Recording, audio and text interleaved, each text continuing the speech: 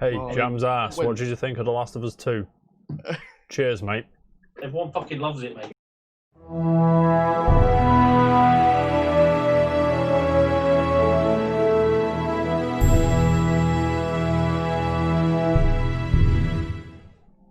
Good afternoon.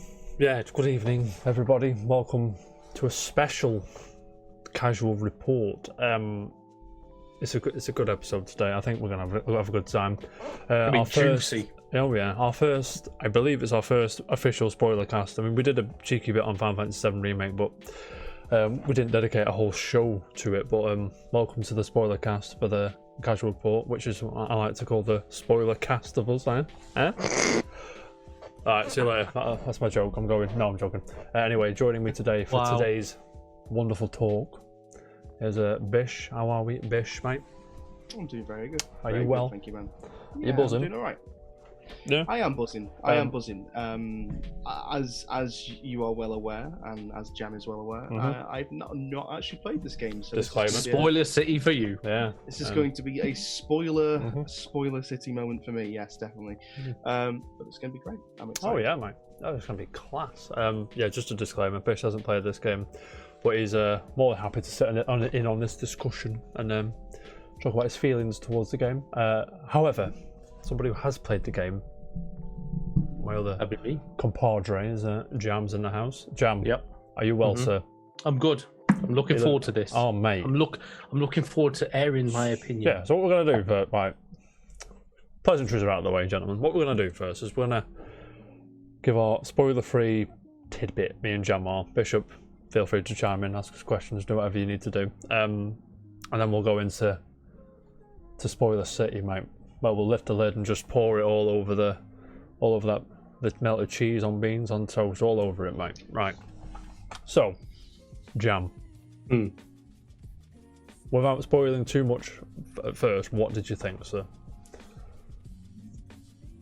Yeah, I really liked it. I loved it. You like a Naughty Dog game? Imagine the shock on my face. I know. It can be, I suppose, part bias, and like I've been Crash Bandicoot fan from the original ones, and then into Jak and Daxter. Jak 2 is one of my favorite games out there. Jak 2 is amazing for good reason. Yeah, and then you've got Uncharted, and then you've got Last of Us. I can't. They don't make bad games. That's true. They don't make bad games. They might be games that aren't as good as the others, kind of thing. But Jak 3, I mean, it was a decent enough game. Yeah, but following Jak 2 would have been hard anyway, but class. I can't really say much bad about Naughty Dog. What was it you liked about Last of Us 2? Was it just more of the same? You invested in the story, etc., etc. What was it that enticed you? As we'll get into it. Me personally, I had no problems with the story and things like that. I know this is the person that doesn't mind watching The Last Jedi. We'll get more into how I can relate. Muted. Where's the mute button? I'm joking. This is how I can. There's a relation there. I'll get into it a bit later in the spoiler cast. Is there? But yeah, I'll explain in a bit. I'm intrigued, mate. It all stems from the backlash. The backlash and we'll get into the backlash. Oh, we will. But I loved it. Yeah, I loved it. I'll play it again. I'll go through it again. What would you rate it out of 10? I'm saving that to the end. Oh, you are? Okay. I have it right here. Right. So you see it. I'll retort, Jam. Your turn. I enjoyed this game a lot. Now, Naughty Dog get a lot of crap. People, it's just an interactive movie. I'm like, I mean, it's a game that it's the style. They do it well. Like Bishop was saying yesterday on the show. That their attention to detail is unmatched. Yeah, like I'll get into more of it with a certain character, with a certain aspect of a personality. But I was flabbergasted by what I was witnessing, and like I said, the work that goes into it, the story, the voice acting, the motion capture, I mean, even the gunplay is not terrible this time, which I'm very happy with. Yeah, because that's been Naughty Dog's Achilles heel for a while, where they've not been like the gunplay has been a bit. Yeah. lack of a better term, a bit Yankee, a bit all over the It's place. stiff. Yeah. I've not been a huge fan. I mean, it's gotten better since Uncharted 1. It's gotten way better since. Oh, a million times better. Yeah. But yes, it's amazing. Story. I mean, yeah. I mean, I'm in. Like I said, like I was saying to somebody, I don't think it was any you two actually. If you'd have said to me, "Oh, Last of Us 2, would you take it?" Before this, other than no, that was fine as it was. Yeah. I was happy with the unsatisfying, you could say, ending. And we'll go on. We'll go play something else. But no, and this is like, okay, this is good. But yeah. Bishop, someone who's not played Last of Us 2. Do you want to play it? Were you saying yesterday? I believe you were. Yeah. I would definitely love to own a copy of this game, definitely, and play it and try it and see, and enjoy it for myself. I've already played an hour.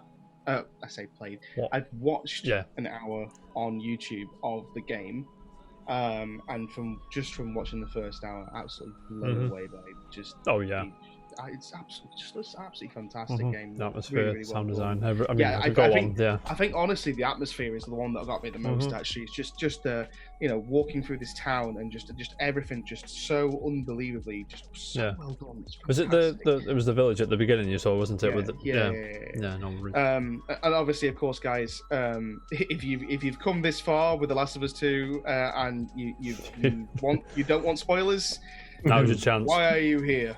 Leave now, because leave now. But come back later. Leave now, but Mark, come back later. Yeah, please do come back later, definitely. Yeah. But yeah, obviously we're going to be talking about a lot of major story plot lines in this game. Well, these two are. I'm not. Because I don't Bishop's know down for the ride, mate. At least you'll get the first bit, Bishop.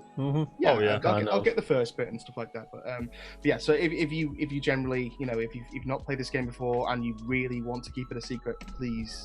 This is your last chance. We are about to blow the lid. I will give you 5 seconds to pause the video or get it off, and then me and Jam, and then Bish is gonna. Right, okay, so let's go. 5, 4, 3, 2, 1. Jam. Let's get into it, mate. I don't know where to start. Shall I kind of guide this spot? Lead the way, sir. I think I will leave the gameplay mechanics and that to the end. I want to address story. Let's go. I know this is the most juiciest bit, and but we'll get into the controversy of it towards the end. Right, Yeah, so. And this is to you, quite a lot going on. to you as well, Bishop, and I'll ask you, Jack. So much. You go into the game, and Ellie's just woken up. Oh, sorry. Can I just? Sorry. Were you spoiled before you played it? No. Me neither. No. Disclaimer: we weren't spoiled before we played it. If there's something I want to play, I will avoid the hell out of it.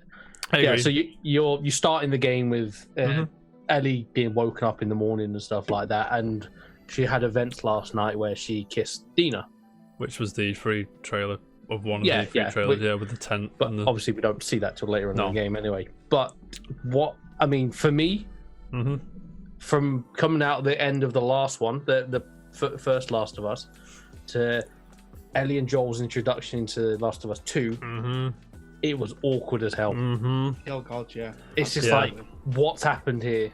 Yeah, because they always. Even throughout the whole game, it's like, what actually happened? Just to sorry to interject, Jam. Just to spoil a bit of the end of the first one. We're gonna spoil the first one as well. So if you're not played that, goes up on that one. Yeah. At the end of the game, it turns out that Joel had basically lied to Ellie and told her that there was no hope of a cure, which was bullshit. He just wanted to save the only thing since his daughter that's mattered to him in this apocalypse.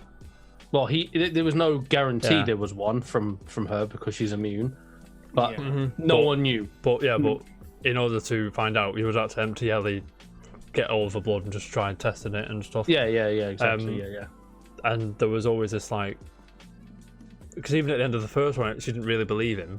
Do you know what I mean? It was like, okay, and the credits was rolled. Fucking It's a moral crossroads kind of thing for the player at least. Sorry, Jam. Carry on. That's what I mean. I'm just saying. For me, it was awkward, and I felt sorry for Joel. I feel for him. I was like, why is she treating him like this? Even though we know what had gone on, and from context, I kind of gathered that had already been revealed to Ellie. But I just didn't. I don't know. I mean, I know it gets explained in the flashback and how they got to that point. But it's very Tarantino, those flashbacks, mate. I'm telling you. Yeah, but like, did you feel the same? Did you get it out of context that what was their problem or Ellie's problem? I with gathered Joel?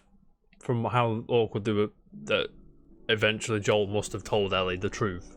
And I always people have this like affiliation for Joel, like this admiration for him. But if you play the first game, he's a bastard. He's selfish. He's a twat. But he's so fucking cool. We do like Joel, don't we? Do we? Yeah. I like Joel. 100%. I think but I always say, like, is he a villain? Is it all the villains in this world now because it's got the shit? There's no law, is there? Yeah, there's no law. Is there a villain? I don't know. Survival and caring. I mean, I will get to a further point later on in the video. Sorry, carry on, James. Sorry. Yeah. So I mean, that's what I was saying. Like, I mean, Bishop, you watched an hour. Did you play the first one? Sorry, did you finish the first one? Yeah, I finished the first game. Yeah. But like, did you feel the same? Did you like? Why is it awkward? Yeah, I did feel that there was something a bit weird going on between them. Definitely. But like, I mean, yeah. Sorry, Karen. And you're absolutely right. Yeah, it did feel strange because it's like, hang on a second, we just, I remember the end of the first game. It was just, like, supposed to be. Yeah. But if you, like, I was thinking, like, if you were Joel. And again, it's explained in a flashback, but like he admits it that he'd do it all over again. That is my favourite bit in the whole game. Yeah, like, exactly. I mean, fucking hell. If you were in that situation, that was someone you cared about. Yeah. So, I mean, yes, you could maybe stop this disease and stuff go out, or you could cure people, or you could make them immune. One way or another. Let me make it a bit personal for you, Jam. Let me make it a bit personal. But let's say there's an apocalypse and you are in Joel's shoes. The person on the table is your niece. Yeah, I straight up do what Joel does. And the doctor's there and he says, I need to kill her to get the potential vaccine out in order to save humanity. Yeah. You would stop the doctor, right? Yeah, of course I would. Yeah, because I would as well. Bish, would you? Yeah. Yeah, and he says to Ellie in a flashback at the end, he says, if... I'm paraphrasing, I can't remember the actual quote, but it says something along the lines of, if by any chance God gave me another chance to do it, I would have done exactly the same thing. Yeah. And when he said that, I was like, mate, I'm fucking with you, mate. I'm glad he stuck to his guns. Yeah, definitely. I'm glad he didn't wither like, I should have done it differently. And then, because it's dead awkward, and then it's like Joel's sort of, like, carry on, Jam. We'll get into it. Okay, yeah. So, well, that's kind of done. We all kind of feel the same way about that. Then moving on to the well, it's not far into the game. We know it's not far into the game. We know what happens. It's devastating. Joel gets killed. Mate, listen to me now. Okay. Listen to me now. When you take control of Ellie, I was like, not Ellie, Abby. Sorry, Abby. You wanted to jump her off a cliff. I was like, who's this person? Oh, I guess now the beginning beforehand. Was it Abby that yeah. It's like, is this now? Is this a future thing? Is this? I was quite confused. I was like, what's going on? And then you see the town on the edge. I was like, okay, it was the same timeline. Yeah, they go into Jacksonville or whatever. It was all linear up until the movie theater, wasn't it? And it switched back to Abby a few days back. And then you take control of Abby. Abby's like, fuck this, I'm going to Jacksonville. You don't know why they're going to Jacksonville at this point. And they just go down there, and like, there's a big storm and blah, blah, blah. And then she's struggling, and then the cordyceps infected chase her, and then Joel grabs her. And the second Joel come out of that blizzard thing, I just thought, she's going to kill him. Like, straight up, she's going to kill him. And what happened, Jam? She killed him. It is the most brutal thing ever. It's just... Yeah. But this is the thing, a lot of people did not like it. I expected it. Oh, yeah. I Bishop, expected they needed some big hook. yeah. If the you second said game. to me before the game, is Joel going to die? I would have said, probably. Yeah. Do you know what I mean? And so well done, though. I was just like, and then because it's like the game's like a double revenge story. It's really quite well done. I really like. I mean, just from the first hour of playing, like you can tell a lot of details go into the story, and they've actually done. They've really tried to think about the different stories and how it all ties together. Everything interacts with each other. Yeah, exactly. Yeah. That's great. With obviously, I kind of expected Joel to die. He died very early on in the game. Very early. Now, Jam, Very I have a early on in the question. game. I have a question, good sir. Yeah. If I may, I'm sorry to keep interjecting. I do apologise. The trailer from the first state of play they did for Last of Us 2, right? It was all this nice trailer, and at the end, so Was that when Joel wasn't in Ellie's it? like, oh my god, and then someone grabs Ellie, and it's Joel, and he's like, you think I let you do this on your own, like that? And it turns out that wasn't in the game. It's actually Jesse who was at that point. Yeah. Now, It was. is that false advertising, or is that strategic marketing? Strategic marketing. I mean, it's somewhere in the middle, isn't it? Because it is false advertising. It's not. It is a grey area. It's a grey. I see what you mean, but People are annoyed. I totally get it. But who knows? That could have happened in the first 10 minutes of the game, and Joel still could have died 2 hours in. Yeah, I mean, I totally get it. The thing is something like that. Though, would you rather them just like give that away? No. I mean, Final Fantasy VII Remake give it away. I won't spoil it here, but if you watch the last trailer, they give it all away.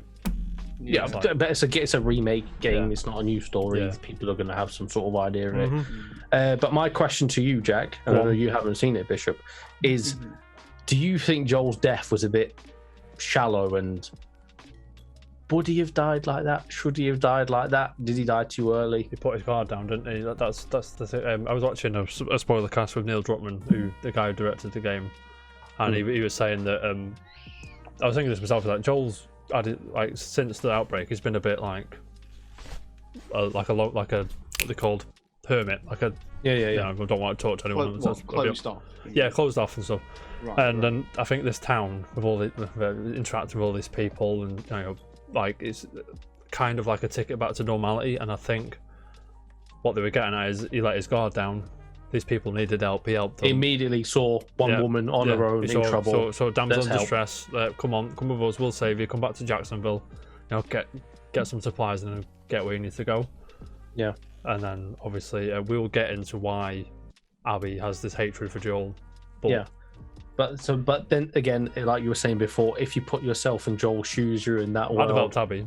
You would have helped. Yeah, you would have helped. Yeah, exactly. But I mean, because it wasn't. I suppose that her motive was she wants to kill Joel, but they didn't meet under kind of like Abby just walking into his bedroom at night. It was just like pure chance. They were out on patrol and met up with Abby. Yeah, because they did like the routes to clear the infected off. Yeah. So my question is, was that the actual reason as to why that party was on the way to that town? Yeah. No. Well, Abby was on the way to the town to exactly. Abby wanted. Should we just tell Bish now? What do you mean? The reason. No. We'll keep you in suspense, Bish. But in all fairness, though, Bishop, like there was a few of Abby's guys that were saying that kind of back off. Yeah, just chill out a bit. Leave it. Don't go rushing it, but she did. Right. Okay. She did, and she nearly died, and the person that she went out to kill saved her, and then she killed the person that saved her. Yeah, right. Exactly. You know what I'm saying? A lot of people had problems with his death because it's like, he shouldn't let his guard down. But then if you think about it, he was in that situation. He's a nice guy. Yeah, deep down, he's a nice guy. Yeah, but we didn't lose. Well, we lost Joel, but we didn't. That wasn't the end of Joel in the game. We got him quite a few more times in the game. Was it like scratching the itch? Would you have preferred him to die towards the end of the game? I mean, the story would have been massively different if it was. What do you mean by that? Do you mean as in like the flashbacks? Yeah, because there's a lot of flashbacks in this game with Joel in it, and then there's flashbacks as well. There's a few of the flashbacks that, that was quite cool. That was really nice. But the best one was museum one. start to finish. That flashback, everything was 100% great. all day. It was just so good. Yeah, and that was back when you got Last of Us, the first one vibes, like Ellie and Joel as normal. Mm-hmm. It was like that was 2 years after the first one, was it? And so, do you think that they did that on purpose to kind of keep the death of Joel kind of consistent throughout the game? Well, it kind of explained why Ellie was pissed off at Joel. Well, yeah, there's obviously that. But what I'm trying to say is, like, do you think a lot of people got pissed off because he just got killed off so early in the game? Oh yeah, people did. Yeah, people are fuming. Is that one of the reasons as to why they got so pissed off, or is it just? Oh, there's a lot more reasons. Right. Yeah, okay. Bishop, mate, you're in for a fucking treat. Some of them mate. are absolutely stupid. Nonsense. Yeah. Okay. But I will say, people moan about anything. Working in retail, we know. Well, I worked in retail for a long time, and now work on the blowers. But people moan about anything. There's absolutely none. I mean, people are entitled to their opinion, but when it comes to some of the stuff they're pointing out in the game that's wrong, they don't like. It's like grip. Just like it's 21st century, deal with it kind of thing.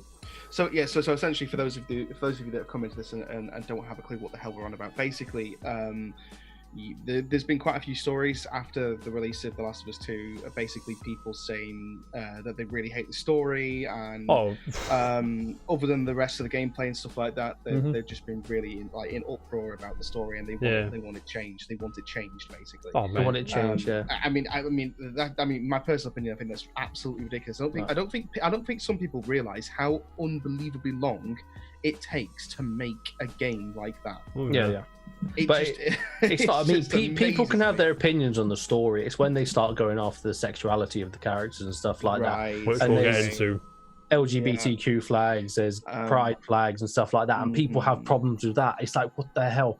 Where was that when Spider-Man came out? It's in Spider-Man. It is. Yeah. It is. Yeah. It's just them. Their opinions are just stupid. They're wrong. Gears of War got it as well. Female lead. So so obviously these two know all the story. I'm a bit. You're in for a treat, mate. It's not even a major part of the story. It's just like it's just there. It's a peppering, but people have a problem with it. Yeah, it's like so we'll talk about the problems later on down the line, obviously. But basically that's something that's been going on around the net recently. So moving on from Joel's death. By the way, sorry to the in the museum there was a bit, and it was doing into this like shuttle. The space shuttle thing. Oh yeah, and I remember I forgot about this, but in the first one, Ellie goes, "Oh, I want to be a space whatever." And I'm like, is that when she's in the back of the car? I think reading so. The comic book? Yeah. I'm just like, I'm not too sure. It's so good. Sorry, Jam. Yeah, as you were, mate. Yeah. So moving on to Ellie's got this pent up anger, or it's fuming, mate. She's obviously conflicted about Joel because he obviously saved her, but she didn't get to save the world, kind of thing, potentially. Yeah. And then obviously Joel gets killed, and then Ellie's character is like, bang, just super angry revenge mode. Mm-hmm. Like she just saw red, and it doesn't matter who got in her way, they're dead. Mm-hmm. Like, I suppose that makes sense. Yeah, it does, and kind of. You empathize with Ellie, and you're like, you feel for Joel. You know Joel as a character. Yeah, it's like you're like, yeah, too right, Ellie. If I was in that world, I'd fucking go do the same as you. Mm-hmm. Okay, but you guys, you're saying this with like a but. Yeah, there is always a but but, it mate. Comes However, about 12 hours after. Can I just squeeze in, Jam? Sorry. When I was first like when you leave Jacksonville and go on, when I play stealth games, I usually do it the non-lethal way. But in this one, I was fucked off. I was with Elle. I was like, "Fuck, let's go and get them." I was killing everybody, mate. I was like, "No, next going, it's brutal, mate." Yeah, but that's something that the game does quite well. It sort of, I wasn't like, but I was like, "No, I'm fucking taking these guys out. These fucking deserve it." Yeah, and it's very clever, kind of. It's really clever.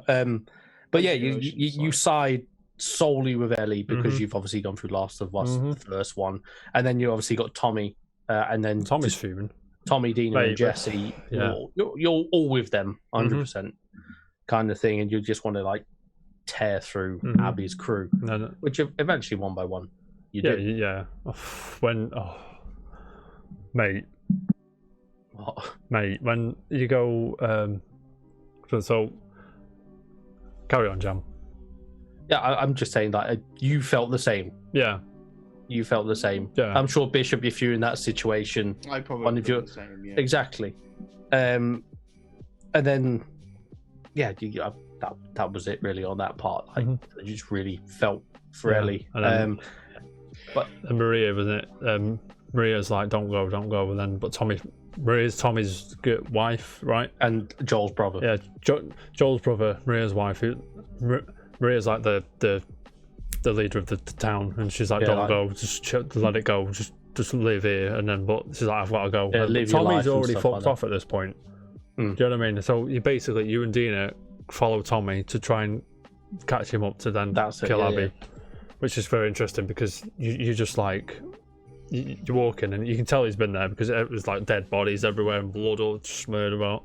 And the really clever thing is when there's one tied to a chair, you go into this room. There's like, what the fuck's going on here? One's dead, tied to a chair, and one's written, and one's like on the floor, and then Ellie's like, you get one person to say something, and then you get the other person to write it down, and if they don't match up, you kill them. Yeah, that's not how you know they're telling the truth. Torture two people at once. Yeah, it's great. Yeah, I mean, it's brutal, but it's really, really good. And then you find out that Abby's part of the Washington Liberation Front. Wolf. Is that it? Wolf? The Washington Wolves. Liberation Front. Yeah. Which were like, because Fireflies don't exist now. Yeah. Or do they? Or do they? Who knows? I've put here as well. Okay. Other than we've lost Joel here, and let's say I don't know, you're another 4 hours into the game. You're pushing through. You're obviously trying to find Tommy, which takes a good few hours, like to push through and find Tommy and meet up with him as well. The Joel flashbacks, like a few of them. Do you think they are a bit shallow or a bit? Do you feel like you're getting much from being Joel again, or even when you're Ellie? Sorry, you're Ellie and Joel's there. Yeah. Is it scratching the itch that he's gone? Because I think the game would be worse if we lost Joel and didn't have Joel again, as in flashbacks. Yeah, because it wouldn't make sense because you wouldn't. Well, yeah, they kind of filled in the gaps, and it was quite a Tarantino way of doing it. Like the fucking cut up and mixed up timeline thing. Yeah, I'm not sure I like it. I'm not sure I like the flashback idea. I mean, they could have made it linear, but then they would have. You wouldn't have been starting Last of Us 2 for about, I don't know, essentially 4 or 5 hours, and then starting off at the beginning of The Last of Us 2 and then missing out the flashbacks. I mean, I see what you mean, yeah. But then, eventually, hang on, where Ellie and Dina end up in a movie theater. Yeah, so you and then park there. You go to Seattle, and it's like 3 days in Seattle. And then they make a base in the local movie theatre, and then I thought for a second, mate, that Dina was infected. No, I didn't. I did. I immediately clicked that she was pregnant. Well, you're a lot smarter than I am because I had no idea. I was like, no. I was like, when did you think she was infected? When she started coughing, and she was like, I can't keep up. I'm too tired. I'm ill. Blah, blah, blah. I was like, I don't know if you saw. I don't know if you could miss it. I don't know if you did or you could. But when you're in Seattle, I did everything in Seattle. I explored everywhere. As you're leaving or going towards the movie theater where you would base up, I suppose. Can I just say something quickly? Yes. Doesn't because Abby talks to don't even remember the guy that he talks to at the start. Owen, that's the one. Yeah, she actually says to Owen that no, not she doesn't. Owen says that he got someone pregnant. That's his same thing. That's his girlfriend. That's someone else. Yeah, that's different. Right, okay. So Jesse's child is Dina's child. There's a love triangle kind of going on. Love triangle. Right. And Okay. Jesse's fuming. Jesse had ended up getting Dina pregnant, but they broke up. They didn't know they were pregnant, and then Dina and Ellie kind of became an item. But they found out, leaving Seattle, not leaving Seattle, going towards the movie theater, I span round, and whilst Dina was coughing, she stopped and threw up. Ah, Right. and she was Right. being sick. yeah, because she froze up in the bucket. I didn't click out because I just assumed that zombie thing, yeah, pregnant. Yeah, but we were walking Infected. through. It was like you had to squeeze under. You had to go down by like. Do you know where the roads collapse? It's kind of a river now. It's like a bit of water. But you go through like newly dead bodies, and there were rotting corpses and stuff. And she goes through that and just hurls. All right. I was like, she's pregnant. Yeah, I did see that. I didn't click. I mean, to be honest, Jack, I probably would have been the same boat as you. I probably would have been affected. But then it kind of does like after that. If you didn't see that, it kind of does lead you to think Maybe she's she's infected, kind of thing. Mhm. But that's where do they catch up with Tommy? Why's my mind gone blank? He comes to the.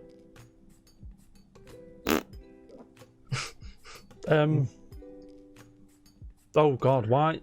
Because they're going to where they think they're following they go to Abby and hospital, Owen don't they? stuff, but then because Jesse catches up with them. Yes, Doesn't he? and that's where the trailer bit is. He's like, "Do you think I'll let you do this on your own?" That bit, Yeah, and then they that bit's go. fucking nails. But even on normal, that bit's quite hard. Yeah, Jesse goes back to the theater. Just quickly, did you play on normal? Or did you go on hard? Or No, actually, I went on normal this time because I did the first one on hard, and I kind of regretted it because it made it harder for me to progress through the story and enjoy it a bit more. So I did it. that's why, on probably normal going to go back and do it on hard or whatever. But I'll be yeah, I doing agree. New Gun Plus. Like if you keep anyway. dying in these kind of games, it ruins the atmosphere for me. Yeah. Yeah, definitely. Yeah. Yeah.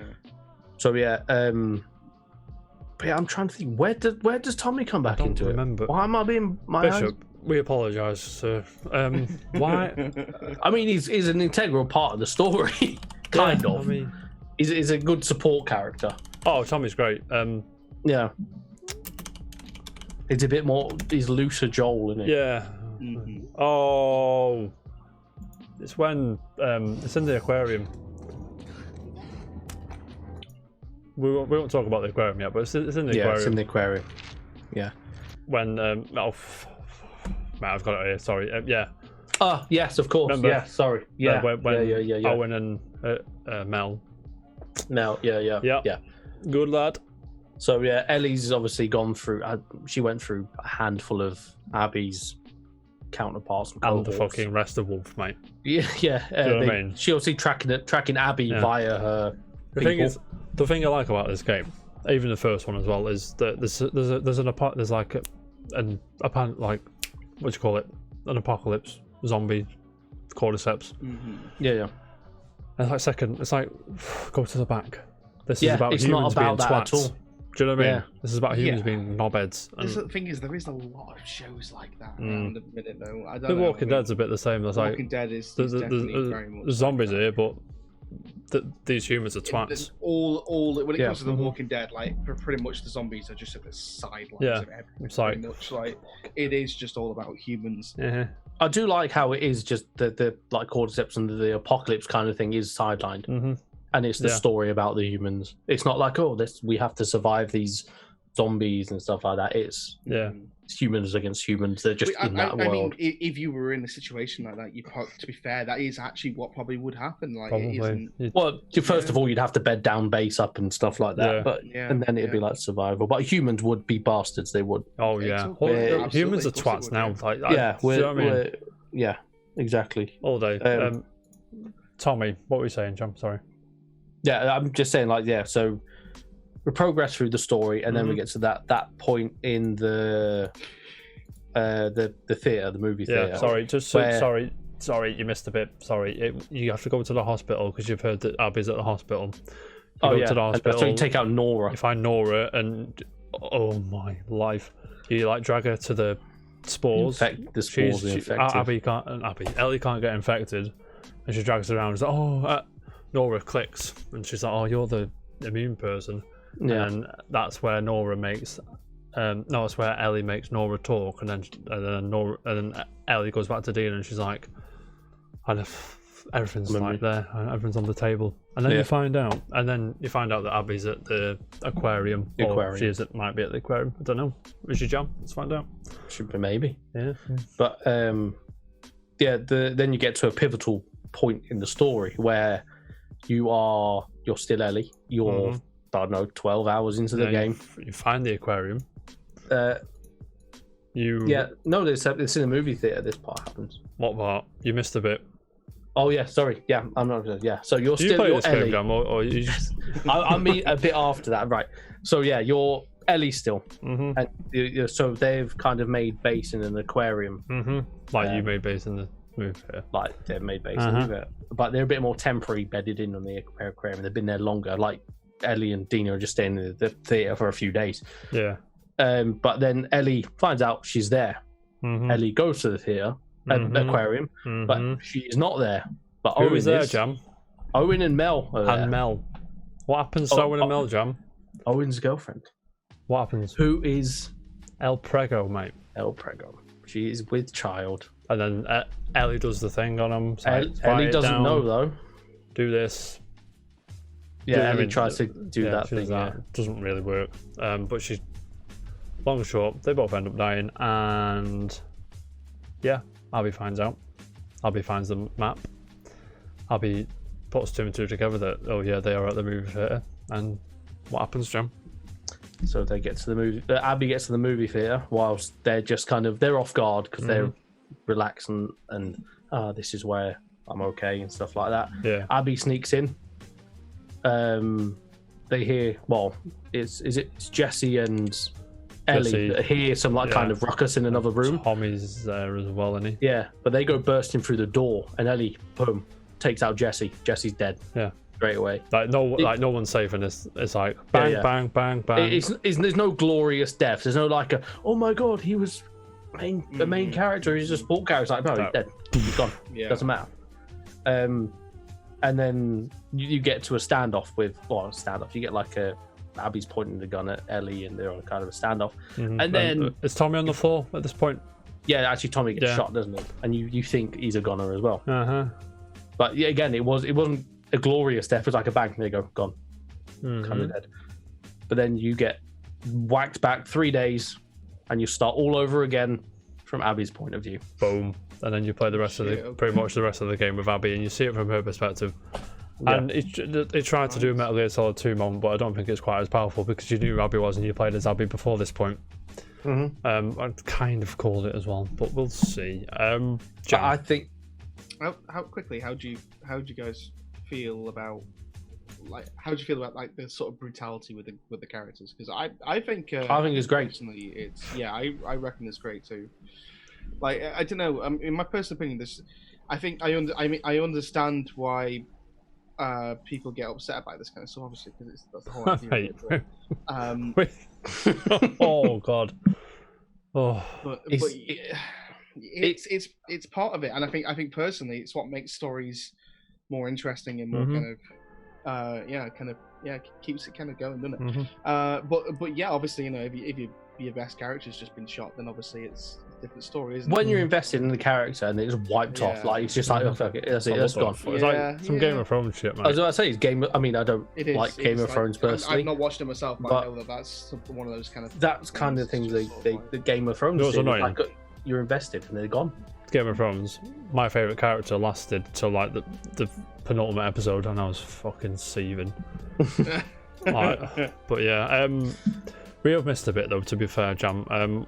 When you are you going to the hospital, or is it to the aquarium? And the scars, are these called scars? That's when you're with Abby. Yeah, but you see them with Ellie as well. Because they shoot you with an arrow, don't they? When you're walking through that. One's the whistle. Don't mind Jam, guys. Did you play this game? It's fresh in his mind. Are you sure you played this game? Fresh. I've got it written down here, and I still can't remember. Because you're walking. It's either the hospital or the aquarium. Because you're walking through like the shrubs and stuff, and they go. They get you. Is that Ellie or Abby? That's Ellie. I'm pretty sure that was Ellie. You think, who the fuck are these bellends? I'm pretty sure it was Abby. You might be right though. I can't remember. I'm pretty sure Ellie. Because Abby goes to the hospital as well. Yeah, they both go to the hospital. So the scars are both around there, and yeah. Yeah, Ellie meets the scars. See, no. Through the shrubs. Yeah. Yeah. But you find out that there's this mental we'll call them a religious cult. I think that's the best word to call them. And their leader, is that what you'd call her? That woman. So what else should we call her? She's a martyr, wasn't she? She died. Did you go up to the truck and open it and all that shit was there? All them flowers and stuff, and it's like and the shrines and things like that. I'll add more to this in a minute, but they are mental people, and that is. They basically Bishop idolized you don't physically see her in the game. She's dead by the time you. Yeah, but this woman that kind of like took these people in, and like they idolized her, and she became their god. Right. Yeah, and they're just a cult that worshipped her still. Would you say, John? She was their Jesus, exactly. Yeah, but they killed. Seraphites are called, but the name of her. But the wolves, derogatory call them scars. They hate being called the scars. Yep. Carry on, John. Beg your pardon. Yeah. So, Ellie did meet the scars. Yeah. Outside the hospital. It was a hospital, wasn't it? Yeah. Pretty sure it was. Yeah. Fair enough. But going back to going forward, where you become Abby for which is a long time. But I gotta say, when I was Abby, and it flashed up Saturday 1 again, I thought, for fuck's sake, I can't be arsed with her. Did you think the same? Yeah. Yeah, because Bishop, when you play the game, like you spend 3 days in Seattle, and every day is like Seattle Day 1, Seattle Day 2, Seattle Day 3, and so on. And it takes a good chunk to get out of the day. Yeah, and so then 3, maybe 4 or 5 hours. And 3 or 4 and then hours. when it like shifts back to Abby, it flashes up Seattle Day 1, I just thought, fuck off with this, mate. Jesus, I can't be arsed with this. But then, what did you find out about Abby, John? What did you find out? So before I go into there's a flashback with Abby. What? Go on. Yeah. What happens, John? Before I mention that, I'm going to say this is where I understand people's pacing issues. Oh yeah, I get it. Because if you're not like us, who's like we banged out the game in a few days, where everything's still fresh in your mind. I did it over the weekend. Yeah, but let's say I don't know it's been out since the 19th or the 1st of July now. Even between now and then, it's quite a short period of time. But if it takes you a month to finish, and you're 12 hours of Abby, and then you've got another 12 hours of Ellie, and then another 10 hours of Abby, and a few more hours of Ellie again, you're going to forget what's happened in Ellie's side of the story, kind of thing. You'll get lost, kind of thing. I can see what you mean there. Yeah. But I want to say, Jack, did you start empathizing with Abby? Yep. Yeah, me too. And I felt bad for it, but then I didn't. So Bishop, we find out that we go to be Abby, and we learn her motive to kill Joel. Joel, right? Okay. No, go on. So we go to this flashback, and it's Abby. This was on the one with the zebra, isn't it? That's the first one. You see this her dad is this gentleman that's like very nice man, pissing about with her. He's having a good time. He's like, oh, and then they find a zebra that's caught in some like barbed wire, and they're like, get it out.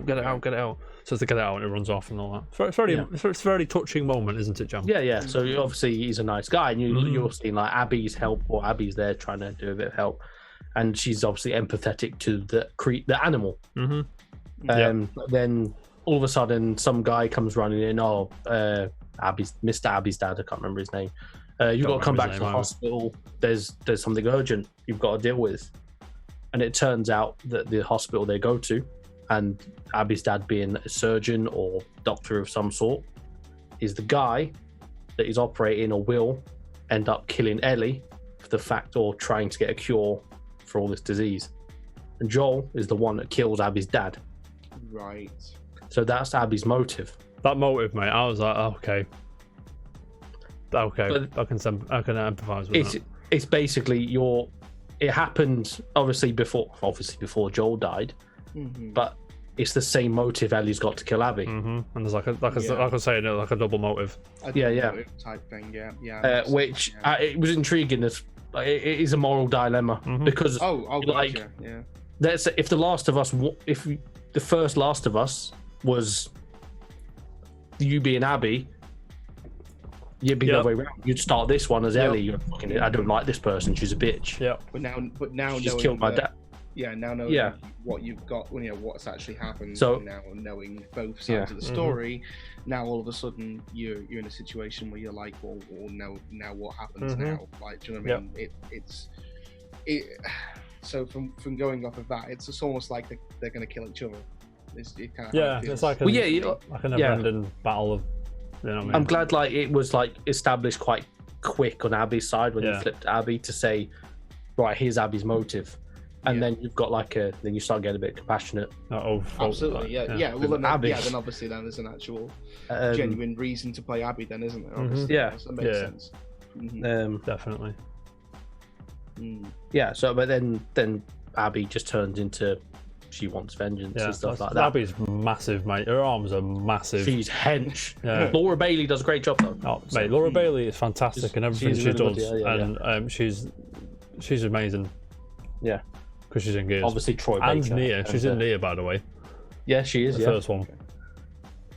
But yeah, you spend quite a lot of time being Abby, going from day to day. mean, like I said, at first, Bishop, I was like, I can't be arsed with this again. I've gone back, but then it sort of leads you in nicely, mate. And again, it is flashbacks, flashbacks with her dad, and then you keep having the same dream, like I'm going to see my dad and stuff. And mate, but you feel towards Abby, and obviously this Zebra's, I suppose, it's a metaphor. She's actually a caring person. Her cohort and her group that helped track down Joel and not killing Joel. She cares for them quite a lot. By the way, would be Ellie's got the same sort of thing. Their base in that empty football arena.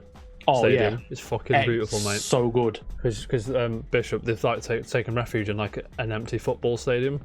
And like all the executive boxes around the edge, they've all made into like apartments and stuff. They've turned it into a town. Yeah, it's basically a town inside a football stadium, like American football. I assume it's American football stadium, but and it's just you open the door to go into Abby's like apartment, if you will, and look out, and there's like a farm on a football pitch, and there's like all these like a dog vet bit, and there's it's awesome. Isaac's a bastard, by the way. The leader of the Wolves. He was a bit of a git. Yeah. But then, and then that you eventually, that's actually quite early on. That's day one, isn't it? That's day one. In the football stadium. Yeah. And Manny's there. Manny's great, by the way. Manny. You start liking some of. You start liking Manny. Abby's cohort. Like Owen's quite cool. Owen is quite cool. But Mel's a fucking twat. Yeah. We don't like Mel. Fuck Mel off, mate. You know what I mean? Ellie did. Yeah. And then you start Abby starts to go rogue, you find out, and then when you start the game again, when you go through Ellie's story, you start clicking that the guards are talking about Abby. Yeah. Because when you go through the game first time, you think, oh, they're talking about me, like whatever, let's fucking kill them. But they're talking about Abby because she's escaped and she's gone rogue to try and find and someone Owen, Nora and people. Aquarium, yeah. So basically Abby turns her back on her own people. They've got like all their own kind of laws and stuff like that, and so she goes, she just two fingers up to them. So I'm going to do what I want to do, and then obviously she gets in trouble with them. So then she's on the wrong side of their kind of law. But you can understand, you can empathize with it again. You could just when you go through this game, you just think, I get it. If I was in the same, I'd be doing the same thing. Yeah. And then you are, so you're Abby and you go to the hospital, but they're still looking for you at this point. Yeah. Like you can't just walk. Oh no, sorry. You just walk in and then it's like, hang on a minute. We just spoke to Isaac, who's the leader of the Wolves, and just said you've not been seen for 3 days or 2 days, is it? Something like that. But she plays her way into the hospital without any trouble. Yeah, and then once she's in there, it's like you can't be seen. And then you go to Nora and like, I need to know what's she looking for in the hospital? Medicine. Oh yeah, we missed the scars. Oh mate, this is not. We've missed that out. Lev and what's Lev's sister? I can't remember what her name is. Lev, right, is a great character. Yeah, again, one of the reasons why people are stupid. Mate. I'm just going to lay it into Bishop now, Jam. I do apologise to cut in on this. Bishop, mate, people are... I assume people are fucked off, because people are always fucked off about something. You find out Lev got kicked out of... Lev is part of the Scars, who are a based... religious cult. Yeah, the religious cult who are based across the water. I'm not sure my Seattle... They're geography is kind of rubbish. island. Yeah, there's like an island across from Seattle in this world, and they're all taking refuge there. They've got like shanty huts and things, and they're all there. And Lev gets kicked out by his mother because he shaved his head, because Lev used to be... What was her name, Jam? Was it Liz? Or Lily or something? Lily. Lily. Yeah. Lev used to be Lily. Basically identified as trans. Trans person, trans character, and that's not... You've tried pushing trans gender on us and SJW nonsense. People had problems and it's like, it kind of paints the picture of what the Scars were about, because if they can't accept... If it's trans, oh cool. Like accept, it's fine. Yeah. Like, let people live their lives. Do you know what I mean? Whatever. But like the Scars are like this fucking mental, like, because yeah, people had to have their place, basically. And they get captured by the Scars, right? Yeah, they get captured by their own. I can't remember his sister's name. No, but I'm not too sure. Did you see the trailer, Bishop? The very violent one where his sister was like caught up like this, and Hammer. I can't remember it. Basically, Hammer's an arm. One of the early trailers of it, and it's fucking grim. Ugh. Yeah. We've gone off track here. Sorry, Jam. We're just. No, that's right. That's the beauty. Yara, her sister name is. Yara. Yeah. So so Abby, Yara, and Lev get captured by the Scars. Why does Abby get captured by the Scars, Jam? Is she trying to escape the hospital and she gets captured? Is that right?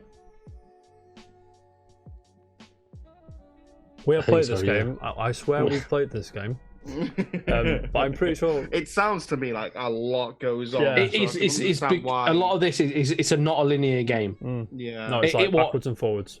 And it's backwards and forwards, and then it's then like it's hard to pinpoint exactly where certain things happen. I mean, obviously it's linear in terms of the fact. Playing I mean, there is an open bit at the day one of Seattle. There's like an open bit where you can go into different areas and explore what's going down. I meant like they meant like overall as in story. I know what you mean, but in terms of like actual story, it goes back and forward, the left and right kind of thing.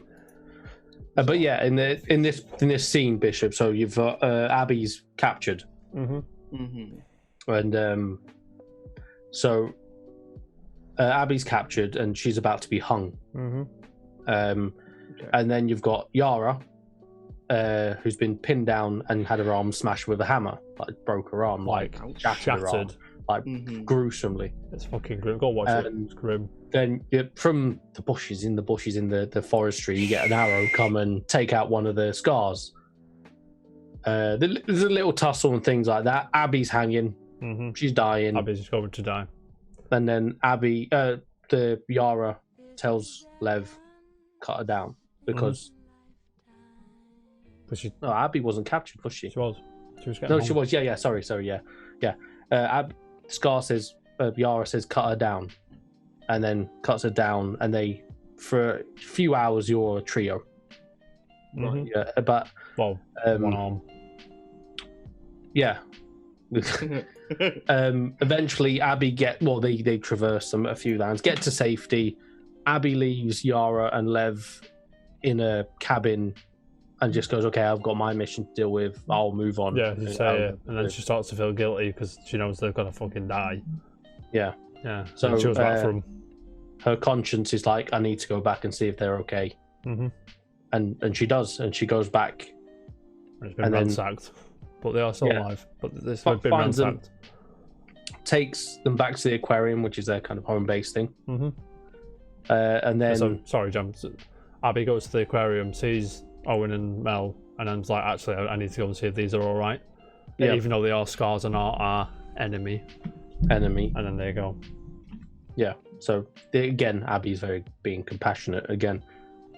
And then Abby ends up at the hospital trying to find medication because they need to amputate Yara's arm. Otherwise, it's just going to take over the rest of her body. She's going to die. I don't know the science Infection, behind yeah, it. it's I don't know the infection or science something behind it, like but she's going to that, die if she doesn't cut her arm off, basically. Yeah. So then we all see how compassionate Abby is. Mm-hmm. I mean, she doesn't show it as emotionally as Ellie does. But there is a bit when the wolves turn on Abby, and Lev says, "Why are you helping my people?" or something. Or no, Lev says to Abby, "You killing your people," and she's like, "You're my people." You are my people. Yeah, that's a very powerful bit. That's really good. Yeah. So basically, she's making friends with her enemy. She's turned her back on her people to sort out her own agenda. But on the way, she's picked up people that have also turned their back on their people, kind of thing. So they've all mutual ground, I suppose. Mm-hmm. But yeah, then shit goes down in the aquarium. That's so. You missed a bit. What part? They go to. Lev runs off to find his mum.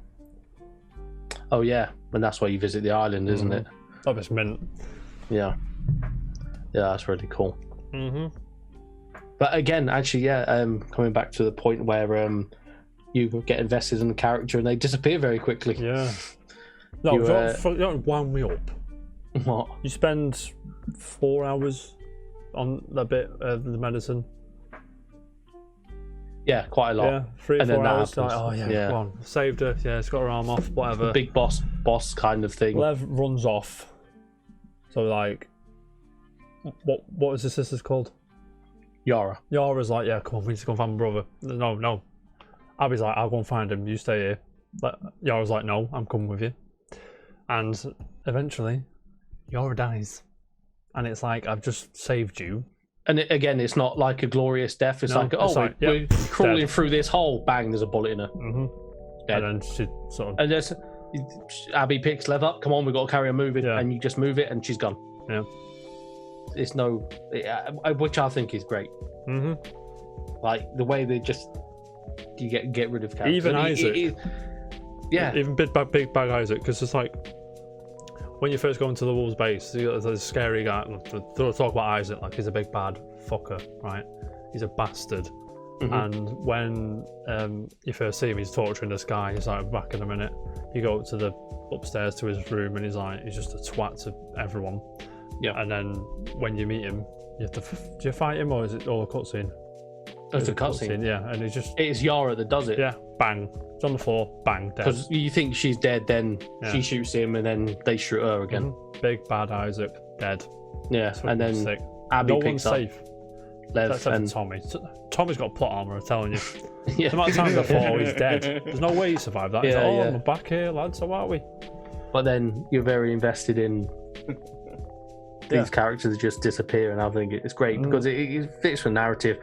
They've not done anything. It is gritty. It's not. They don't glorify anything. I think even like Joel, that was as glorified it as it'll probably get for a death in The Last of Us, which it is. Have you seen Joel's death, Bish? No. No, you're not. It's gruesome. I've seen a picture of his face like that. It's grim, but it's like she does it and fucks off. She saves them. Yeah. She spares Ellie and Jesse. Yeah, because they had nothing to do with her dad's death. And that's Abby gets pissed off as well. I fucking love that bit. She's like, "Fuck you! I saved you. What are you doing?" Like, do you know what I mean? And then so they get to this island, trip, and find that Lev had found his mum, but obviously they're in this mad cult. So Lev had found his mum and tried to reason with her. She was having none of it. Of course. You don't see any of this. All you do, you walk into their hut, and there's Lev and Yara's mum dead on the floor. Lev isn't dead at this point. Lev isn't dead. Lev killed her. Right. Out of self-defense. Self-defense, yeah. Because she was so embedded in this cult. Fucking man. The fact, and another thing, I think when you're Abby and you sneak over to the hospital because you have to go high up. Abby's got vertigo, which is mint. Because if you look at Abby's facial expressions when she's really high up in the air, you have to go like up and over the city to avoid the walls and stuff. Yeah. So when you go can't see the ground, over, and you can't see the ground, and Abby's shitting herself, and you turn the camera around, and she's like, the facial expressions are amazing on the face. and it's just like she's shaking a bit as well. And Lev's like, I do this every day. Come on, jumping around and monkeying around. They built secret bridges around over the skyscrapers out of sight. Yeah, like, oh, you're not the only one. We're that smart, we are. Like this. And then Lev asks Abby, or is it Yara asks Abby, have you ever read her readings? That like what's her name? Jam? The phony god person. Yeah, I can't remember her name. Meishi Gaiju and things. Yeah, like Meishi Gaiju and all that. And there's all that posters are sick. And like she says it. Have you ever read any of her like scripture and all that? So it's like glanced at it a bit, and then we'll talk about the cult in a minute. Jam, get through the plot, mate. Yeah. So Yara's dead. They've gone on this like side mission. Not Yara. Yeah. What's it? Lev and Yara's mum's dead because she's a psycho and turned on Lev. Abby gets them out of the island anyway. So then they go back to the aquarium, and they get back to the aquarium. It's just Lev and Abby, and Ellie's already been there at this point. So you've been Ellie, and you've already been there, and you've killed Mel and Owen, who are Abby's close friends. But they are a love triangle as well. Them three. Yeah. And weirdest acting in the world, by the way. Yeah. Oh yeah, that's weird. I forgot about that. So Abby goes hunting. Abby finds Ellie's map on the floor, and we'll find where they're based at. And that's when you are Abby, and then you sneak into the theater, where you then the story points come together. So where you left Ellie, you now meet it back, but with Abby on Abby's side. Right. Okay. And kills Jesse. Boom. You think Tommy's dead. And then it goes on from there. Is it Dina gets properly like beaten up at that point? Everyone gets beaten up at that point, mate. Yeah. That's it. Actually, Abby's like, "Oh, you kill people I love. I left you alive because you had nothing to do with my father's death." It's like a revolving door, mate. You keep going round and round and round. Dina, who is pregnant, obviously Ellie killed Mel, who's pregnant, but Ellie didn't. It's horrifying because we didn't know she's pregnant. No, like the game that you're playing the game, you don't know. Yeah, but then Abby starts beating up Dina, saying, "You kill people I love, I kill people you love." And Ellie shouts, she goes, "She's pregnant!" And then Abby's like, she's like, "So?" or "Good," or something like that. It's very haunting what she says. And then she's raging. She's fuming, and then Lev tells her to stop. Of talks her down. Yeah, and then there's a weird boss fight at the end as well. Not the end, after that bit where you're Abby and you have to sneak around with Ellie. Yeah, it's quite weird. That was a bit weird. You couldn't like go. I mean, it's quite strategic. It's playing hide and seek. You become Ellie again at this point, Bishop. You're Abby, aren't you, that bit? Oh no, sorry. You're Abby at that bit. No, you're Abby at that bit. Sorry, yeah. You're Abby. You become Ellie after that. And you've got a sneak. You're in this big room. Well, it's compartmentalized. You've got like a big room with 3 other rooms in it, I suppose. And you've got to sneak around where Ellie can't hear you, and there's chains hanging from the ceiling. So if you brush past the chains, she knows where you are. She comes after you. She'll kill you immediately. Did she catch you with her traps? No. She caught me with like a pipe bomb. Yeah, I saw her laying. I was like, what? Yeah, I didn't see her doing it, and I just heard Abby saying, "What was that noise?" And then I walked over and I just got blew up. I was fuming. Yeah, I saw her doing it, but it's like you're used to the stealth in the game being quite. You can be quiet, but the AI, the NPCs are much slower than Ellie. Trying to sneak up on someone to move so quick in a short space, it's quite hard. It took quite a few goes for me to do that part. Yeah. It's quite difficult a bit. And then what a weird way to do a boss though, that is, isn't it? It's kind of basically. Yeah. But that's a point you're grounded. It's still very grounded. Your boss is very much like someone that you used to play as. Like, you're torn. It's exactly the same with. Yeah, no, you're right. It's weird. Very, very strange. You don't know what to think. You don't know what to feel. Were you conflicted at this point, Jam? Yeah. I was as well. I was like, I don't know. I can imagine you would be. They've definitely at this point. You can definitely tell that all of it's just very sort of. And then throughout the game, you find out Owen wants to go to Santa Barbara. Is that the place, Jam? Santa Barbara? Yeah, Santa Barbara, because California. apparently there's like a Firefly base. Yeah, there's a Firefly base there. And then he's obsessed with going, and then that's where Abby wants to go. So. Oh no, Abby didn't want. She didn't want to go initially. She didn't want to go initially, but then when she had nothing left, she went. Sorry. What? Hang on. Before, where did that boss fight? Yeah. Or boss fight, the Abby Ellie stealth off. How did they separate? Lev was like, "Stop it! Come on, let's go." Oh yeah, because Abby. That's enough. Come Lev on. talked her down, said, "Don't kill her." Don't kill her. There's no need. Just send it, and then they go off, and then Abby fucking on. Ellie and Dina. Go back to farmhouse. Go back to Jacksonville, and then they go to this farmhouse and they're chilling.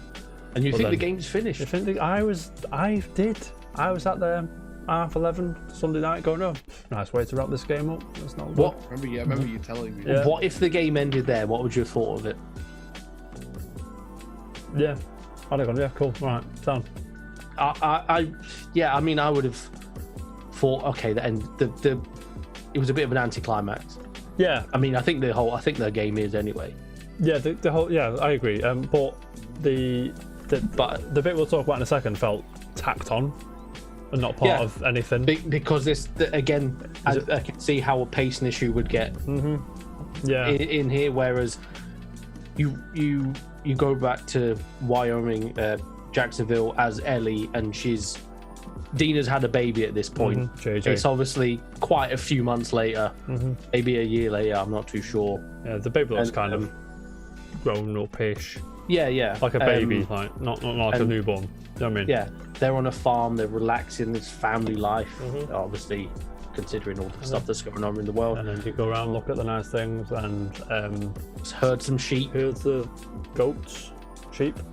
It's sheep, yeah. No and then you've got Ellie starts having PTSD flashbacks, and of Joel, and she starts like screaming and screaming like that. And then who turns up, Jam?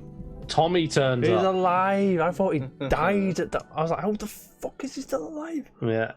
And then Tommy kind of plants a seed. Yeah, she's like, Tommy comes and is like, I found her.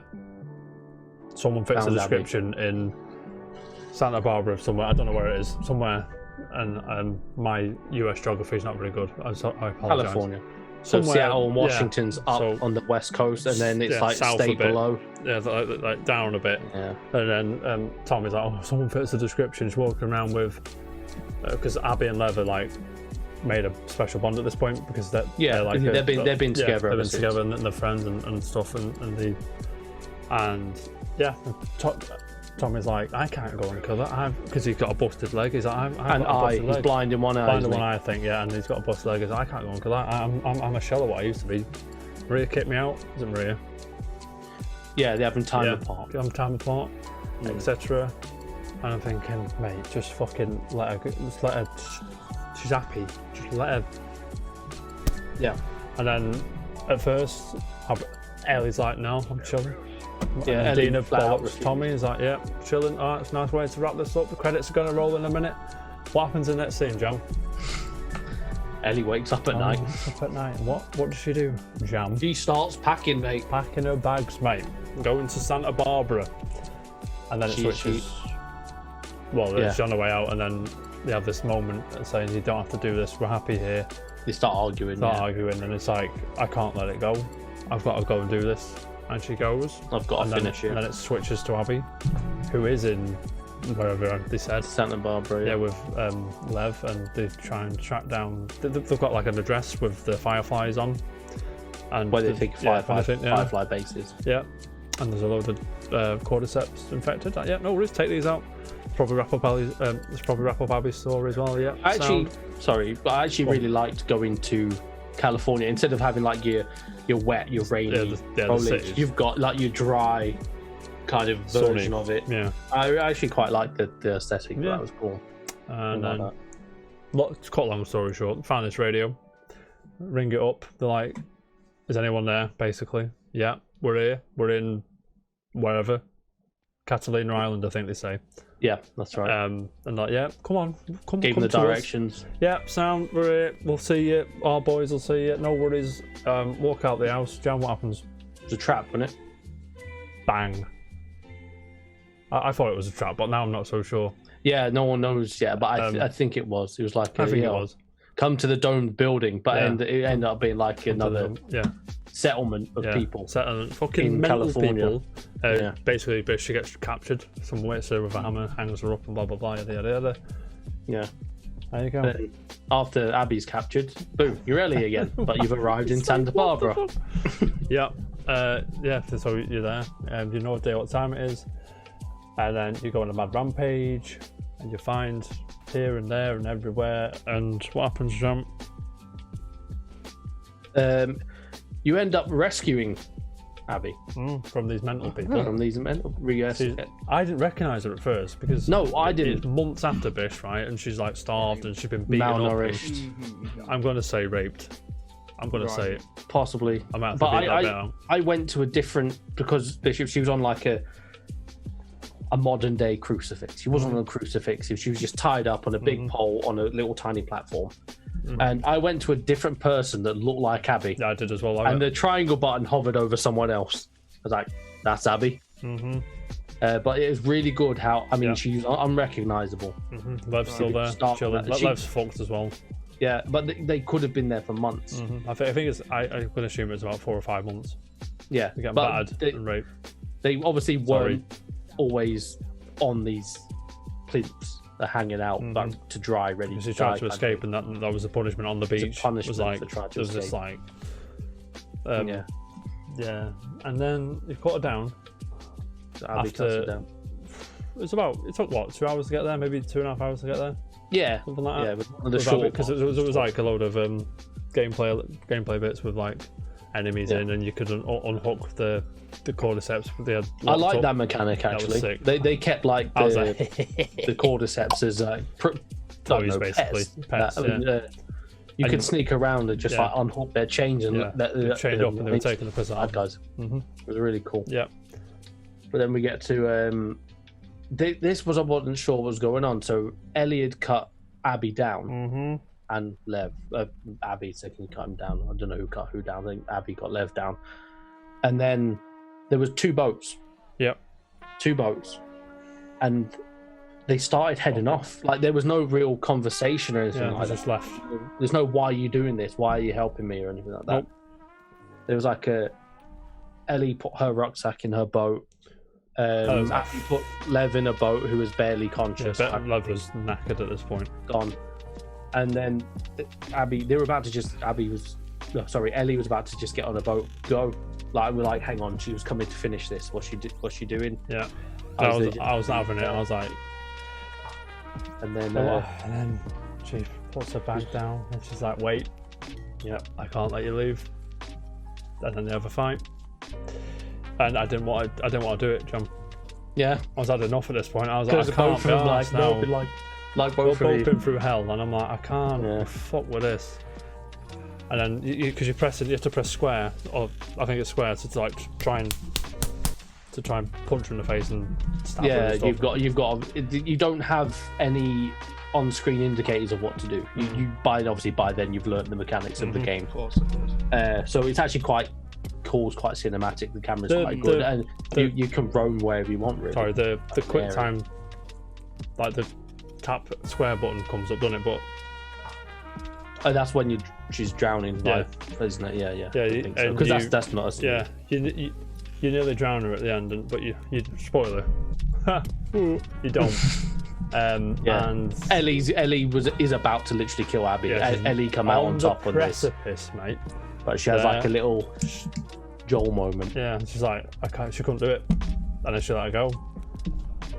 And you assume a week or two's gone by, and then Abby ends up back at the farmhouse. And guess what, Bishop? Empty. It's empty. Dina is gone. Dina's gone.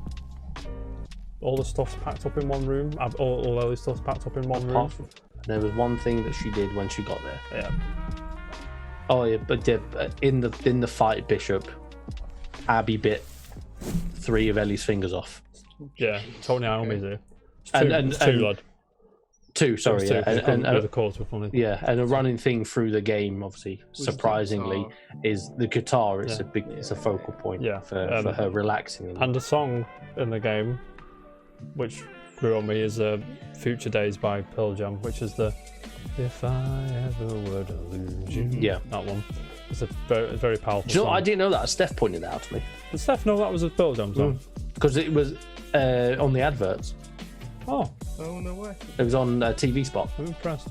And when I bought the game, Steph was like, "Oh, they were playing."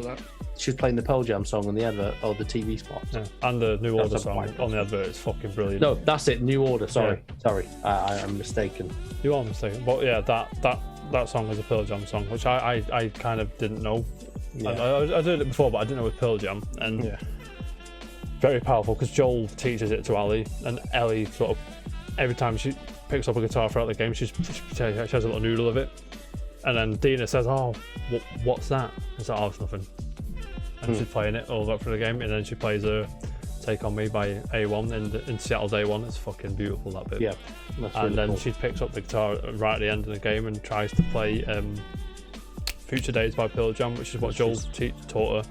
But she can't do the chords properly because she's only got two fingers. I think it's M2. Well, it's up to a knuckle kind of thing, isn't it? Or just below a knuckle. So them two fingers are fucked off, and she's only got these to do the chords, and she can't do it properly.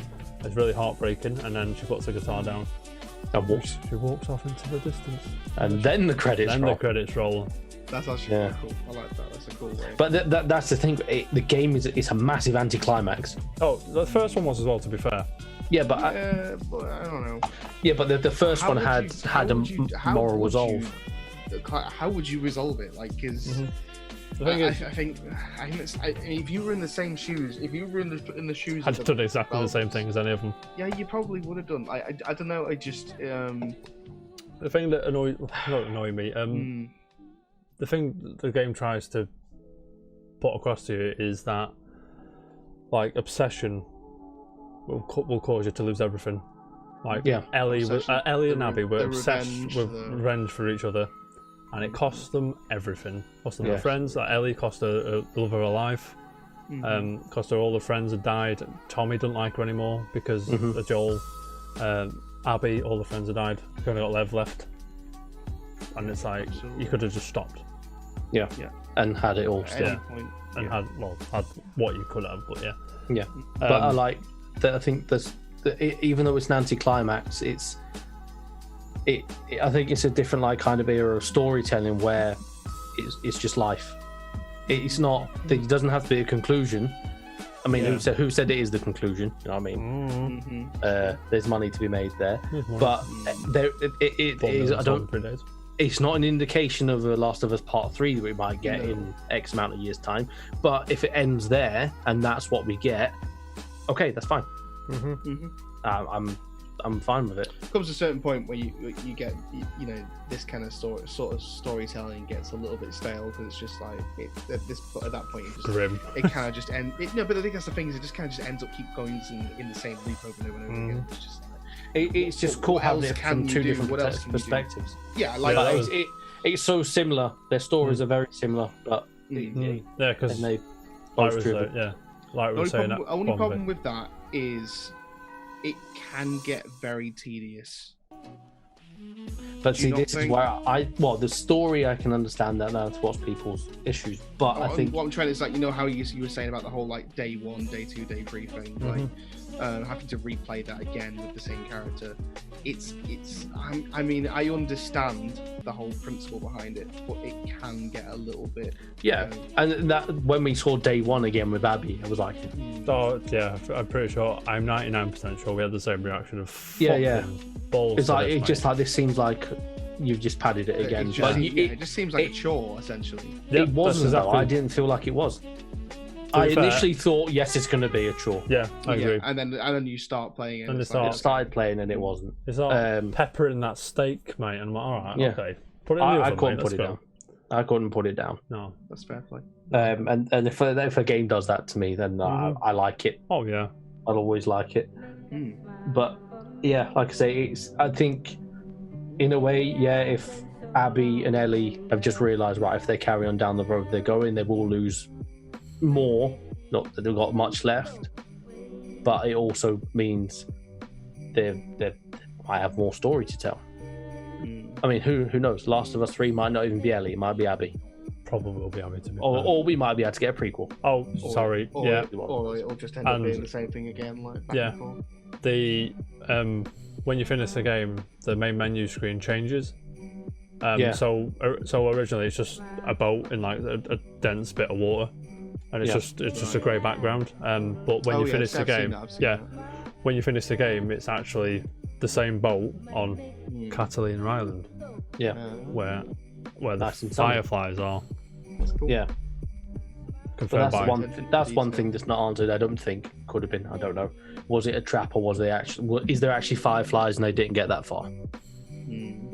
Because the radio did say a domed building, and she was aiming for and could see in a distance a domed building. That confused me because on the radio, when Abby was captured, it was the similar building, which is why I thought it was just the same place. But since I think it was a trap. We'll see. I'm sure we'll see, mate. Yeah, I'm sure there are people out there. But I'm more up for a sequel to this game than I was for the first one. I'll tell you now. Yeah, I am too. I suppose that makes sense. Yeah. But going back to my Star Wars reference. Go on.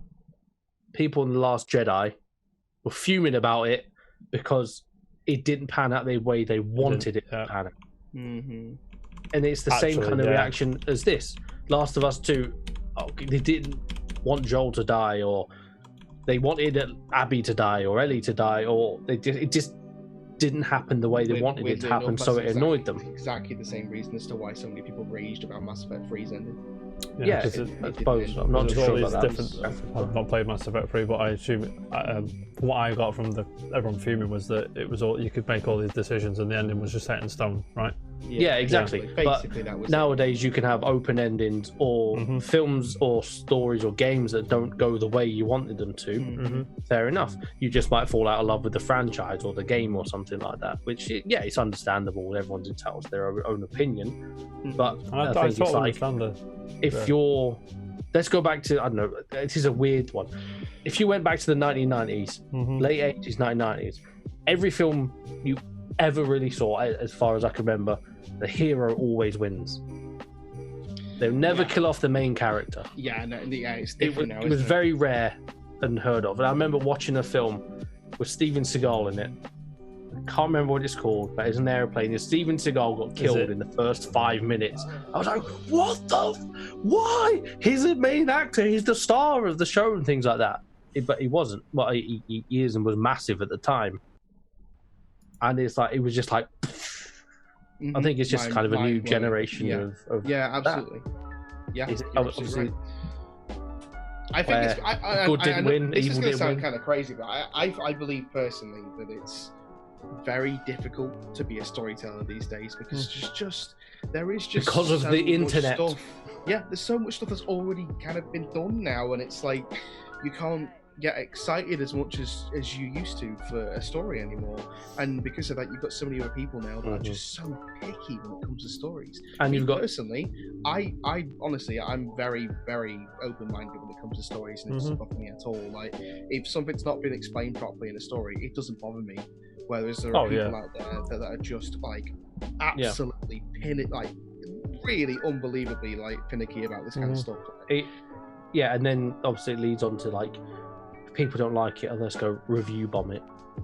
That really got on my nerves. Yeah. And that was happening before the game was released.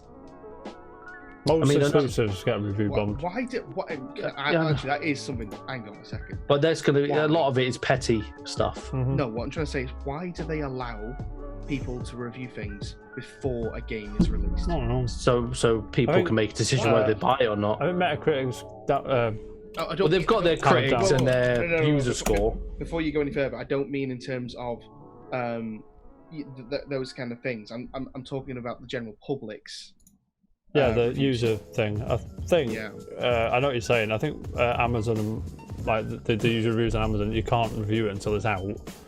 I think a few people do. Pretty sure Metacritic, you can't post a user review until it's out as well. Sorry, Bish. The thing that I love is, I think Steam where basically you have to play at least about 2 hours or so of the game before you can review, which I think is a brilliant thing. Well, I think the game's only 2 hours long, Bish, mate. Yeah. But it's still 2 hours. That's what I'm thinking. What you should do is you should be you should only be able to review a game once you've completed it. That'll never happen. I mean, look, we're doing this now. We could have played an hour of Uncharted, Last of Us, and just come straight on. You did play an hour by the sound of it, mate. I did. Yeah. But I mean, it's freedom of the internet. We've got more access to more information. There's more of a build-up of things nowadays. More of a build-up, more of a letdown kind of thing. Yeah, it depends. There's so many reviews out there that are just like so unbelievably, like they just don't make any sense, and they're not. This probably doesn't make any sense to most people because we're like, what happened here? When did Tommy come? How was you give him? I know, yeah. I don't know. There's just so many people out there that review games with like 4 words, and it's just usually on the lines of like, this game bad 0, this game good 10. Exactly. Yeah. It's just like, for God's sake, if you're gonna review something, put some fucking effort into it, for Christ's sake. Like it drives me nuts. That does, it really does. It does. Oh wow, yeah. I loved it. And like, you never felt like a superhero. You always felt like you would just fucking go through. Always neck deep in. Right, yeah. Like you never felt like you play like top of my head. I don't know. Every 2 seconds, I'm just going to the toilet while you think about that. I thought about it. What everyone should know. Yeah. Of course, it's very important. Yeah. So you like for like hack and slash games, like you feel like a superhero. You're juggling characters around, and it's never that moment. It's always you've got the whole like leveling up system. You always feel like you're against the grain, and you're always like you're always outnumbered. There's always a tension. There's always is something bad going to happen to this character, or is something is something going to develop in the characters where someone's going to die, or something's just. I will say this, Bish, mate. I'm not sure if Cam's going to agree with me, but I feel like when like the infected was quite a lot easier to deal with them this time around because of the you know the mechanics the game give you, like pipe bombs and traps and things like that. You could just lead them all into one space and just blow them all up at the same time, and that was it.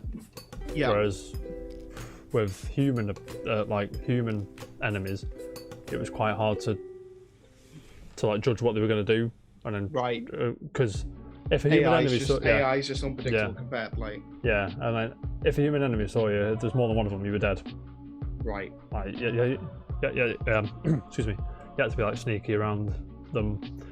Very, very good. Does it make sense? Yeah, that makes sense. Yeah. I do like sneaking about, mate. So. I'm a good stealth. I'm a big stealth fan myself, so I like stuff like balls off it, mate. So in terms of gameplay, then, were you happy with it, or? Yeah, I mean, it was more the I like Naughty Dog for the storytelling more than I do the gameplay, but the gameplay this time was very good. Sorry, like I said at the start of the show, the gunplay felt way better. The sneaking about, the like you could hear the thing. You could see like shadows through the wall if you listened. Yeah, stuff like that. And things like that. It's talking about gameplay, Jam. Yeah. Oh, gameplay. Gameplay is king. Gameplay you might have already said that while I was in the toilet. No. But I think that the gameplay was like you were saying, like the shooting's come so far. It's come a long way. I always remember it being quite lethargic in the first Last of Us. And like say the first Uncharted, and it got better with time. Uncharted 4 was great. Like the shooting felt much free, and then they kind of did in this as well. And I remember having the bow in the first one, and I didn't like using it because the bow. But in this one, I was using the bow all the time. You know why? Because if they played Horizon, I was like, oh, that's a good way to do it. No, I haven't played Horizon yet. No, but I meant like Naughty Dog played Horizon, and they're like, okay. Yeah. Like, oh, possibly. But I love the gameplay, that you can be so creative with what you can do. And I mean, I've gone through it. I've still not even, like explosive arrows. Have I used them yet? I haven't used them yet, to be fair. That'll be my next playthrough. I was saying to Bish, Jam, I felt like the the cordyceps infected was easier to deal with this time because of the tools the game give you. Like I was saying, you could gather them up and blow them up quite easy. Yeah. Whereas human AI controlled enemies, it's quite difficult to judge what they were going to do. I like it how it wasn't as predictable. Yeah, that's what I'm saying. Yeah. But the cordyceps piece of piss, a shotgun to the face, bang. I assume when I play it on hard, I'm not going to be saying that. But we'll see. We'll see how we go. What I felt that again, this whole story in the world. Actually, even though you're in the world, it's not built around these cordyceps or anything. Really, they're just kind of there. It's just there. It happened. The world's gone to shit. The big bloaty one, the new one we see in this one. I was like, oh my god, look at that! Took it down with bomb, shotgun. See you later, mate. Yeah, bye. I was like, that was much easier than I thought. Mm-hmm. And even the big bad in the hospital, underground. Yeah. When you go to the hospital, Bish, with Ellie, is it Ellie or Abby? It's with Abby. Yeah, with Abby. Yeah, it's basically a massive. The hospital is basically ground zero for where this infection started. Yeah. Oh shit! Okay. Right. And there's one like this. Been there for fucking years. It's been there since probably the beginning. It's mutated and changed and absorbed multiple people or something like that. Yeah. And you get to find out. Yeah, chase you through an ambulance is sick. Yeah. One other thing is that the resources felt more liberal. Mm-hmm. It was like, I want loads, but then, I mean, for the first few hours of the game, me thinking, I've got loads of stuff. But then I'm set for life here, mate. When you get into your proper first firefight, because I know you did the same and I did it. It's like I could easily bypass that area over there because I don't need to. My goal is down there. But you want to collect all the stuff. You want to find the safes. Yeah, I'm fuming. I need to go into that building. I'm fuming because I thought I got everywhere in Seattle and I didn't. I'm fucking pissed off. I missed one safe, but I got everywhere in Seattle. I missed. I got all the safes. Yeah, I think it was different. Oh, that was good. Oh, sorry. Very impressive. You did get all the safes. Yeah. I rarely look for the code though, because if you're wearing headphones, especially, you could listen. You can hear the difference. Yeah. You can listen for the click and the numbers, Bish. So it's like 0, 1, 4, 5, 9, 2. You could. There's a slightly different sound when it clicks into place. Mm-hmm. Yeah. And you could figure it out that way. It's great. Yeah. But I missed one safe. But then so you get into your first real firefight, or you want to clear a building. By the time you finish, you're like, I'm really low on ammo, or I have no ammo. No ammo, no health pack, none of this, none of that. Yeah, and that can happen. Usually, I said this about the first one. Usually, I hate with a passion breakable weapons, but it works well in this game. It never bothered me. Yeah, because of the circumstances and the lore and the game. Yeah. Like in Breath of the Wild, I hated fucking never played it. Anyway. Yeah. But breakable weapons are only melee weapons. Jam. Sure. So big piece of wood you pick up, smash someone, it's gone. $1 million question, Jam. Yeah. Is this game better than the first one? Yeah. That was a really hesitated. Is it? Yeah. Is it? I like it better. See, I think I'm with you, but I think I'm gonna have to play the remastered one again just to be sure. Yeah, but I just remember. I mean, I think the first one's not necessarily darker. I think it's the gameplay mechanics that really pip it for me. The story, I understand people's problems with it. I have no problem with it. Not really, because I played it quick enough to remember what happens. Even though we didn't really remember what happened. yeah. By the end of the game, I was like, that's cool. I understand it. I'm not pissed off that it was an climactic ending. But it was just like, if I just really like the story, I'd be like, okay, that's cool. But because I really like the gameplay, is why I want to go back play it a second time. Like it's one of rare occasions where I finished the game. I was like, New Game Plus. Yeah. But I didn't because I had to go and finish the Xenoblade extra, so I'm going to go back to it. I will revisit it eventually. Yeah, like quite soon, but not yet. But with the first one, I didn't have that. I finished it. I thought it was a pretty good story. Yeah, very rare that happens to me, Bish. I didn't go back and play that either. Very rare that happens to me. I go back straight away. Few games top of my head that I did that with: Bioshock Infinite, God of War. That's about it. Makes sense. Yeah. Fair But play. That's cool. That's a good sign. They put it up there as one of my favorite games of this generation. Final Fantasy VII Remake is another one. Jam. Still. Oh yeah. Game of the year so far? Easy. Easy. Mate. Well, for me, yes. For Mr. Naughty Dog over here, the Naughty Dog game's game of the year. For Mr. Naughty Dog over here, yeah. No, I'm joking. Yeah. So, like I say, this did have a controversial release, which might hurt it in the Game Awards. Nowadays. Final Fantasy VII. People are still fuming. But yeah, I know, but that I think will be a good contender for it as well. I think I prefer that. Yeah. But that gameplay, mate, that hook, mate, we won't go into that now, but yeah. But I me wanting to replay it straight away or really soon is I can't remember. Last time I did that, lo and behold, it was Uncharted 4. Is it actually that? Yeah.